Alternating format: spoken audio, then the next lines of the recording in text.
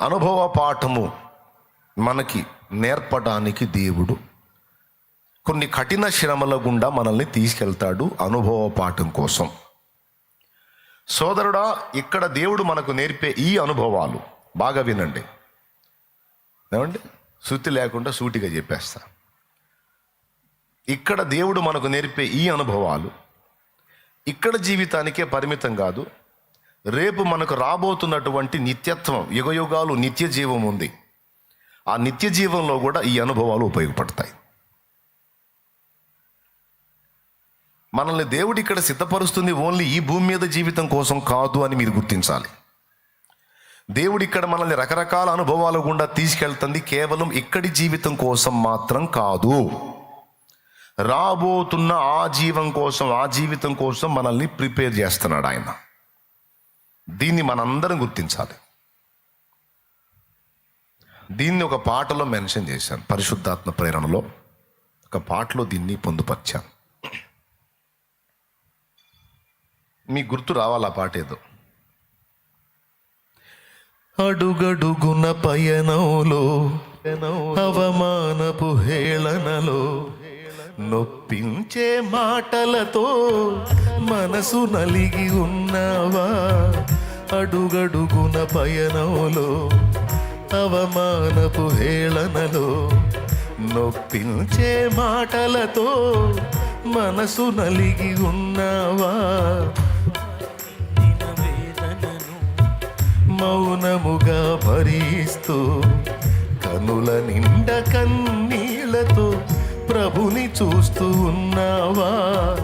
నువ్వు నమ్మిన దేవుడు నిన్ను మరచిపోడెన్నడు. అనుభవాల పాఠం కోసం నిన్ను అప్పగించాడు. పొందే ప్రతి గాయం రూపు మాసిపోయే సమయం సంతోషం ఇక ఆసన్నమాయే. వెతుకుతూ ఉన్నావా విడుదల దారే కనరాక. ఉండే ఈ శ్రమలు నీతో ఉండవు కడదాకా. వెతుకుతూ ఉన్నావా విడుదల దారే కనరాక. ఉండే ఈ శ్రమలు నీతో ఉండవు కడదాకా. పాట మీకు తెలుసు, అదిగో ప్రియునికేక. ఓకే, అందులో అనుభవాల పాఠం కోసం నిన్ను అప్పగించాడు. పొందే ప్రతి గాయం రూపు మాసిపోయే. అంటే ఇప్పుడు నువ్వు పొందే గాయాలన్నీ ఒకనాటికి మాసిపోతాయి పిచ్చోడా, కలవరపడవాకు అని దాని అర్థం. ఈ గాయాలన్నీ తర్వాత గేయాలవుతాయి. అది కూడా ఇంకో పాటలో గాయాలన్నీ గేయాలుగా మార్చును నీకు యేసయ్య. సాయమిచ్చి హాయినిచ్చి. మీలో కొంతమంది అనుకోవచ్చు, శాలెం మన దగ్గర రాగానే ముందు ఓదార్పు మొదలు పెడతాడు అని. నేను ఓదార్చడం కోసం చెప్పట్లేదు, నా బాధ్యత చెప్తున్నా. అంటే ఈ మాటలతో మిమ్మల్ని ఏదో కాస్త దువ్వి పోనీ అలానే అనుకోండి, ఏదో కాసేపు మిమ్మల్ని దువ్వాను అనుకోండి. ఇప్పుడు పందెంలో కోడి ఉంది కదా, ఫస్ట్ పట్టను వదులుతారు, పట్టు కొట్టుకుంటాయి. 4-5 సార్లు కొట్టుకోగానే బాయ్ ఎత్తుళ్ళు అంటాడు, మళ్ళీ ఎత్తాలా. ఆడుకోండి ఆడెత్తుతాడు, ఈడుకోండి ఈడెత్తుతాడు. ఎత్తినప్పుడు కోడిని ఏం చేస్తాడు? దూతాడా లేకపోతే ఏకలన్నీ ఏం చేస్తాడు? కొంచెం నీళ్లు దాపుతాడు. కొంచెం నీళ్లు దాపి కాస్త దాన్ని అట్టిట్టు గదిలిచ్చి తల మీద కాస్త దువ్వి కాస్త అట్టిట్లా తేరుకునేటట్టు చేసి మళ్ళా బరిలో వదిలిపెడతాడు. ఇప్పుడు మిమ్మల్ని దేవుడు ఆ పనే చేస్తున్నాడు అనుకోండి. ఇప్పుడు 6 రోజులు పందెం కొట్టి వచ్చారు అక్కడ. ఇప్పుడు ఆదివారం రాగానే ఇప్పుడు మళ్ళీ ఏం మొదలు పెడతాడని కాస్త నీళ్లు దాపి, అంటే వాక్యం దాపి కొంచెం ధైర్యపరిచి కూటం అయిపోగానే మళ్ళీ ఎల్లో దించుతాడు అనమాట.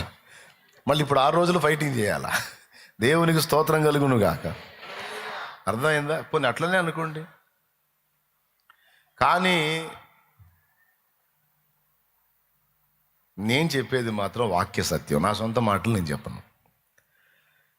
మనకి అనుభవం అవసరం. ఒక్కొక్కళ్ళకి ఒక్కొక్క విధమైన అనుభవం. అందరూ దేవుని బిడ్డలే. మనం ఒక్కటి చూసుకోవాలి, ఆయన చెప్పినట్లు మారు మనసు పొందామా లేదా, ఆయన చెప్పినట్లు బాప్తిస్మం పొందామా లేదా, ఆయన చెప్పినట్లు పరిశుద్ధాత్మను పొందుకున్నామా లేదా, ఆత్మచేత నడిపించబడుతున్నామా లేదా అనేది చూసుకోవాలా. అంతే. అక్కడ నువ్వు బ్యాలెన్స్ అయి దేవునికి అప్పచెప్పుకుంటే ఇక నువ్వు ఆయన గొర్రెవే, ఆయన నీ కాపరి. అన్యులు మనల్ని వెటకారంగా అంటున్నారు, గొర్రె ఒరే గొర్రె గొర్రె అని. మనం గొర్రెలం, వాడు మేక. అర్థమైందా? గొర్రె నిజమే, మనం గొర్రెలమే. ఎందుకంటే వాక్యమే చెప్పింది, నా గొర్రెలు నా స్వరము వినును అని. అయితే గొర్రెలమే కానీ మా కాపరి మనిషి కాదు. సైన్యములకు అధిపతి యెహోవా మా కాపరి. ఆయన దగ్గర రెండు ఉన్నాయి, గొర్రె మరియు సింహం. గొర్రె పిల్ల ఆయనే, సింహం కూడా ఆయనే. అదే నైజం మాకు కూడా ఇస్తాడు. ఒక దశలో గొర్రె పిల్లలో, మరో దశలో యూదా గోత్రపు సింహం పిల్లలం. ఈ అనుభవం ఉంది, ఆ అనుభవం ఉంది. కాబట్టి మారు మనసు పొంది రక్షణ పొంది, ప్రభువా ఇక నుంచి నా జీవితం నా చేతుల్లో కాదు నీ చేతుల్లో పెడుతున్నాను, నీ చిత్త ప్రకారం నన్ను నడిపించని ఏనాడైతే నువ్వు అప్పచెప్పుకున్నావో అప్పుడు నువ్వు ఆయన కాపరిత్వం కిందికి వచ్చావు. ఆయన ఆలన పాలన కిందికి నువ్వు వచ్చావు. మొదటి అడుగులో విజయం పొందావు, విశ్వాసిగా మారావు, సక్సెస్. ఇప్పుడు ఎవరు నీకు కాపరి? నోరు తెరిచి అందరూ చెప్పండి. యెహోవా నీ కాపరి, నా కాపరి. యేసయ్య మన కాపరి. మరి ఆయన కాపరిత్వంలోకి వచ్చిన తర్వాత కూడా ఈ బాధలేంది అంటే, ఆ కాపరిత్వంలోకి వచ్చిన తర్వాతనే అసలు అనుభవ పాఠాలు అనేవి ప్రారంభమవుతాయి. బళ్ళో చేరకముందు పాఠాలు ఎందుకు ఉంటాయి చెప్పండి? స్కూల్లో చేరకముందు పాఠాలు ఉంటాయా? ఆడు బజార్లో అమ్మిడి తిరుగుతాడే, చిల్లర పనులు చేసుకుంటా. బళ్ళో చేరినాక కదా పాఠాలు స్టార్ట్ అయ్యేది. ఇక వాడు ఎంత చదువుతూ ఉంటే, ఎంత స్థిరంగా ఉంటే అన్ని తరగతులు పైకి వెళ్తూ ఉంటాడు.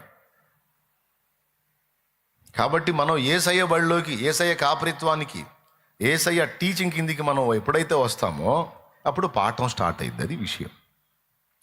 ఇక ఎవరెవరికి ఏమేం పాఠాలు నేర్పాలనుకుంటాడో, వాళ్ళ ద్వారా ఎలాంటి పని రేపు చేయించాలనుకున్నాడో, అది భూమి మీద కావచ్చు, అక్కడ కావచ్చు,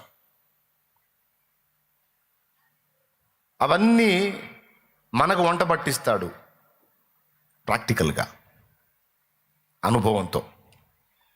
అంతే తప్ప నీ మీద ఆయనకేమీ పగ లేదు, ద్వేషము లేదు. ఇంకా చెప్పాలంటే నిన్ను అవమానపరిచి ఆనందపడేవాడు కాదు.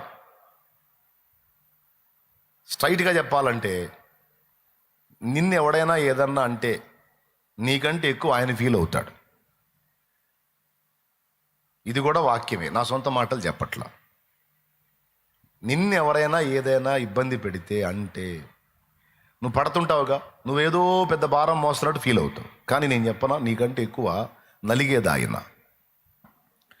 తండ్రి ముందు కొడుకుని ఎవడన్నా తిడితే వాడి సిగ్గులేని కొడుకు అయి ఉండి తిట్లు తింటే తినొచ్చు, కానీ తండ్రి గుల్లైపోతుంటాడు. ఎందుకు? ఒక్కొక్క తండ్రి ఉండబట్టలేక ఆ కొడుకుని తిడతాడు, ఆ కొడుకుని తిట్టేవాడిని కూడా తిడతాడు. ఈ దరిద్రుడి వల్ల ఎక్కడెక్కడ ఎదవల చేత నేను మాట పడాల్సి వచ్చింది అంటాడు. ఇంకా పెద్ద పెద్ద మాటలు కూడా జారుతాడు, డాషులు కూడా పెడతాడు. దేవునికి స్తోత్రం. ఎందుకు? ఆయనకే తిట్లు తింటుంది వీడుగా, బాధ ఎందుకు ఆయనకి అంటే తండ్రి కాబట్టి. దీనికి లేఖనాలు మస్తు సాక్ష్యం ఇస్తాయి. నిన్ను నిందించు వారి నిందలు నా మీద పడెను అనే మాట బైబిల్లో ఉందా లేదా? ఎంతమందికి తెలుసు? తెలుసా? నిన్ను నిందించు వారి నిందలు నా మీద పడెను. నిన్ను ముట్టినవాడు ముడుతున్నాడు అనే మాట ఉందా లేదా?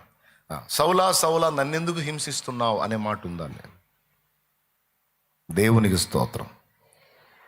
ఇక్కడ విషయం ఏంటంటే, ఏదో నువ్వు నేను మోస్తున్నట్టు ఫీలింగే తప్ప మొత్తం కథ అంతా నడుపుతుంది ఆయన. మనకంటే ఎక్కువ గాయపడేది ఆయన. ఒకప్పుడు తీసేయి, మనం మారు మనసు పొందలేదు, ఆయన తెలుసుకోలేదు, ఆయన సంబంధం కాలేదు. ఇప్పుడు మారు మనసు పొంది ఆయన రక్తం చేత విమోచింపబడి విశ్వాసమును బట్టి పరలోక తండ్రికి కుమారులము కుమార్తెలమయ్యాం. ఇక మనల్ని తిట్టే తిట్లని అడ్డుపోయి తగులుతుంటాయి.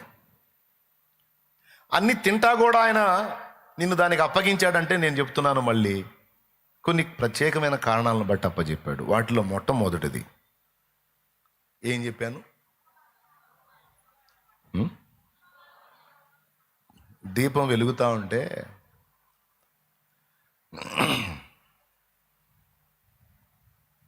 ఒక సోదరి దీపంతో అందట, దీపమా, నా చదువు మీదే దృష్టి పెట్టి చదువుకుంటున్నాను కానీ ఇంతగా నాకు వెలుగును పంచుతున్నావు, నిన్ను ఒకసారి కూడా తలంచలేదు. నీ వెలుగును ఆస్వాదిస్తున్నాను, నీ వెలుగును ఉపయోగించుకుంటున్నాను కానీ నిన్ను గుర్తించలేకపోయాను. దీపమా, పాపం నా కోసం ఎంత కష్టపడుతున్నావో అందట దీపంతో. అప్పుడు దీపం అందట, నా బొంద నేను కష్టపడేది ఏముంది, పడే కష్టమంతా నూనె పడుతుంది అందట. ఎందుకంటే ఆ దీపపు ఒత్తి నుంచి మంట వస్తుంటుంది కదా, ఆ మంటే కదా వెలుగు. అవునా? అదేంటి అట్లా అంటావు? నువ్వు లేకపోతే ఎట్లా కుదిరిద్ది, నువ్వే కదా కాలుతుంది అని ఆ ఒత్తినంటే, నేనా ఓ పని చేయి, ఈ నూనెలో నుంచి నన్ను తీసి బయటయి, ఆ నిప్పుతో సహా ఈ నూనెలోంచి నన్ను తీసి బయటయి, క్షణాల్లో కాలిపోతాను. ఇక మళ్ళా నువ్వు నన్ను వెలిగించడానికి, నా వెలుగు కింద నువ్వు ఉండడానికి కుదరదు. కావాలంటే తీసి బయటే చూడు, క్షణాల్లో కాలిపోతాను. కానీ నన్ను నూనెలో ఉంచు, కనబడుతుంది నేనే కానీ నా లోపలికి ప్రవహించి అగ్నికి ఆహుతవుతుంది నూనె కానీ నేను కాదు.